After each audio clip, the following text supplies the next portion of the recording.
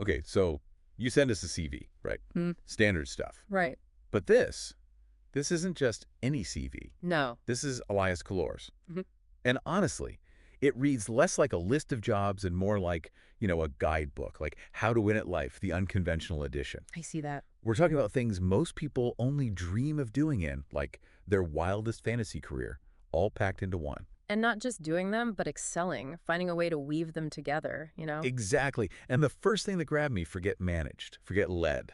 The Hmm. CV, there's all action verbs. Yeah, yeah. Bam, bam, bam. Yeah. Architected, spearheaded, catalyzed. It's a very different energy. This isn't someone who just works jobs, Yeah. This is someone who creates outcomes. It's very results oriented, even in the language. And he backs it up. I mean, look at this 30% sales increase here, 401% funding secured there. Those are numbers you can't argue with. It's wild.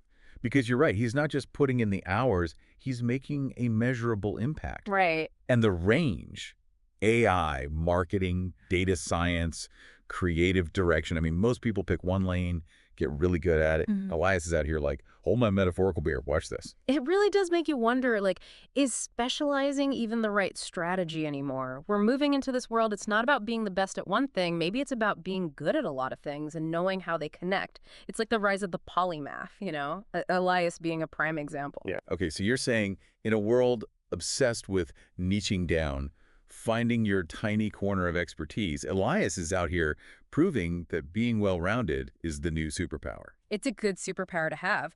And if you really dig into his career path, you start to see this pattern emerge. He swoops in, right, and solves these very specific, often incredibly complex problems that companies are having. Like what? Give me an example, because this is where I was hooked. So look at his work with Samsung. Like a lot of retail companies, they had this problem. Well, I know this one. Yeah. Customers come in, they're overwhelmed by choices, right? They don't know where to start, they get frustrated, sales are lost. Been there. Too many TVs, not enough brain cells to figure out which one I need. Exactly. Now, most people trying to fix that, they think, okay, better signage, maybe more sales staff. More pamphlets. Right, exactly. But Elias, he comes at it with this AI and customer experience lens. So instead of just explaining things better, he builds a solution. Okay, do tell, because I'm betting it's not just like an iPad kiosk with a quiz on it. Oh, much cooler than that. He creates this AI-powered chatbot. But this isn't just any chatbot, right? This is a personalized shopping assistant. It interacts directly with the customer, figures out what they actually need, and guides them to the perfect product. So he took that feeling we've all had, too many choices, and built an AI to do the choosing for you. That's brilliant. And effective. His chatbot led to a 30% increase in sales conversions for Samsung. That's massive. Yeah, that's the power of not just understanding tech, but understanding people and how they make decisions. Okay, but let's bring it down to earth for a sec. Someone's listening to this, right? They maybe don't work in tech, don't work in retail. What's the takeaway here? It's not about building chatbots, it's about that mindset. It's about seeing the problem behind the problem. That's the Elias approach. Connect the dots between a challenge and a solution, even if that solution seems a little unconventional at first. So it's about being that yes and person. Like, yes, there's a problem. Andy, what if we tried this crazy out there idea to fix it? Exactly. And you see this yes and energy throughout his career. Like, look at how he pivoted during the pandemic. Oh, right. He went from, what was it, the nightlife industry? Nightlife, very different world. To e-bikes. Talk about a career 180. Seamless transition. And it all comes back to that adaptability. Pandemic hits, right, nightlife gets decimated. Yeah. He could easily just focus on damage control in that industry. Right. But nope, he sees it as this opportunity. Okay, what's booming right now? Where can I apply these skills? And boom, e-bikes. And he didn't just dip his toes in. He went all in. He did. Spearheaded a 13-country launch for Kobe e-bikes in just 3 weeks, mind you. Oh, wow. Secured key partnerships, got them tons of media buzz, helped them secure millions in funding, and ultimately even an acquisition by Bosch. That's the 401% funding increase you mentioned. Right? Part of it, yeah. See, this is what I mean. This is what's so inspiring. Yeah. He didn't let his expertise in one industry become a limitation. Nope. It became a launching pad. It's like a masterclass in being future-proof. Yeah. This job market is changing so fast, you have to be able to adapt, learn new skills, pivot when the world throws you a curveball. That's the key. Absolutely. There's this other thing in his CV, and it's not even a job or a skill, but it really struck me. Let me guess. You're talking about the Asperger's and ADHD. Yeah. You don't see that on a resume every day. Not usually, no. But it's like this little detail kind of unlocks this whole other level of understanding about who he is, how he thinks. I think it's easy to gloss over details like that, but it's important. His neurodiversity isn't just a personal fact. It's likely a huge part of why he's so successful. People with Asperger's, they often have this incredible ability to focus intensely, to spot patterns that other people miss entirely. Now, the ADHD, that has to play a role, right? Oh, absolutely. Boundless energy for exploring new ideas, thinking outside the box, making those connections between seemingly totally unrelated concepts. It's like his brain is wired for this kind of work, finding those hidden opportunities that other people just don't even see. It's kind of amazing when you think about it. What makes someone different can also be their greatest strength. It's all about perspective, isn't it? I am seriously inspired right now. This isn't just a CV. It's like a masterclass in building a career that's not just successful, but like deeply fulfilling, impactful. It is. But we've only just scratched the surface, haven't we? Not even close. We haven't even gotten to his work with AI language models or how he uses data to drive creative solutions for businesses. All right, listeners, buckle up. Sounds like we're just getting started. We'll be back in a moment to dive even deeper into the fascinating world of Elias.Kouloures. All right, so before we were geeking out, right? It's like Elias has this superpower, just leaps tall buildings in a single bound when it comes to his career. Impressive guy. But let's zoom in for a second, because this whole AI language model thing, that's in his toolkit too. And honestly, that feels bigger than just one guy's resume. It is bigger, yeah. It speaks to this huge shift that's happening. For a long time, AI was this thing, right? Up in the clouds, only tech giants had access.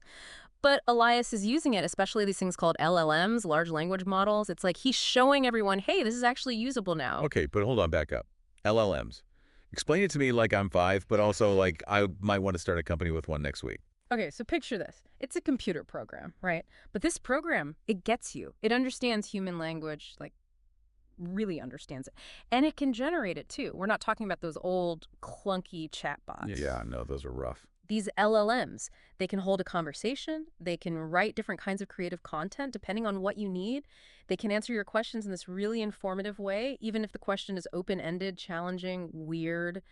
And Elias, he got in on this early. He even combined them with something called RAG, Retrieval Augmented Generation. Or RAG. Okay, now you're losing me. It sounds jargony, but it's actually pretty simple. Think of it like this LLM by itself. It's like a super smart student, right? But it can only use the information it already knows. Limited by its own data. Exactly. A RAG is like giving that student access to like the biggest library ever, the internet, basically. Oh, so it's got Google at its fingertips. Exactly. But instead of just spitting back search results, it takes all that info and synthesizes it, gives you actual answers.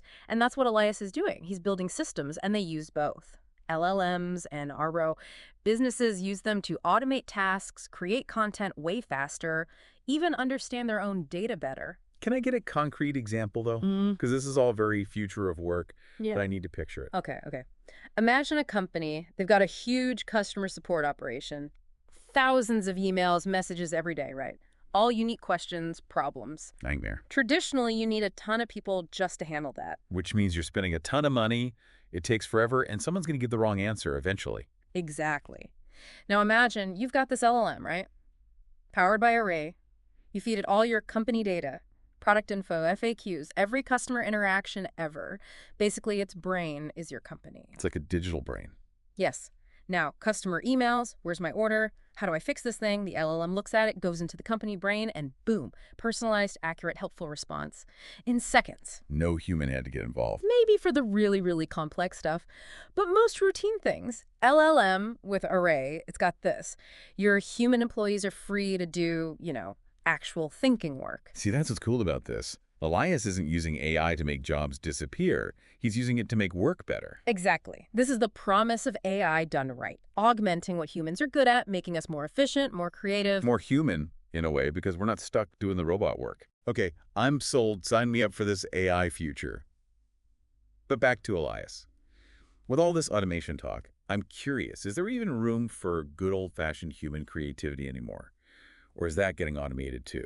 That's the thing, and this is where Elias gets really interesting. Data and creativity, they're not enemies. They're partners. Show me what you mean. How does he bring those two worlds together? All right, so he does this project with DataV, a German software company. They're like, okay, AI, we know it's a thing, but we don't know what to do with it. Repet. Now, most people, they'd give a standard AI trends presentation, right? But Elias, nope. He does this 6-hour workshop, 315 slides Whoa, that's a lot of slides. to really dig deep into their needs, their challenges. And by the end, they had identified 28 new use cases for AI automation in their company. Okay, now that's impressive. 315 slides, though. That's like a conference, not a workshop. It shows you his dedication, right? But also, he makes even the most complex stuff engaging. He's not just throwing data at them, he's telling a story with it. It sparks their own creativity because now they see the possibilities. It's not just having the data, it's knowing how to use it to get people excited. And to get them to take action, which is the whole point, right? And that's a skill that goes beyond any one job, whether you're in marketing, teaching, whatever. If you can make data relatable, people will actually use it.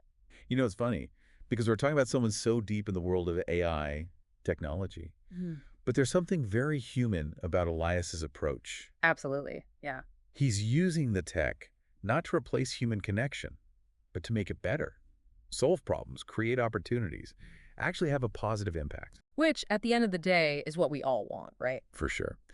Okay, so we've talked about a lot, his AI mastery, his ability to jump between totally different fields, even his dedication to being a mentor, which is awesome. Yeah. But it makes me wonder, what's the common thread? What's the Elias code that ties it all together? That's the million-dollar question. And the answer might be simpler than we think.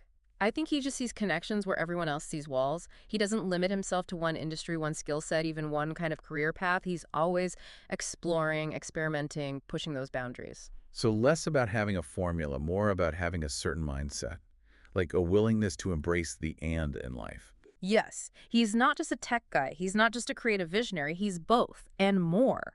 And that's why he's so successful. The future belongs to people who can bridge those gaps, connect the dots, take things that seem totally different and turn them into something new. He's like the ultimate jack of all trades, master of none, but flipped. He's a master of many trades because he gets that it's the connections that matter, not the silos. Exactly. And honestly, that's so empowering for anyone listening, right? You don't have to choose just one passion, one path. Elias shows us you can be multifaceted, explore it all, and those connections, they'll pop up when you least expect it. So what's the one piece of advice then inspired by this guy? If someone's listening, they feel a little lost, stuck, what do they do? Don't be afraid of the and. What are you curious about that you haven't looked into? What skills have you been putting off learning? Go explore those. You might be surprised at the connections you find, the opportunities that pop up when you start saying yes and to the world. I love that. Embrace the and. Simple, actionable, and it perfectly captures what makes Elias so incredible. And on that note, listeners, we've reached the end of our deep dive into the world of elias.kouloures. Until next time, keep exploring, keep learning, and most importantly, keep diving deep.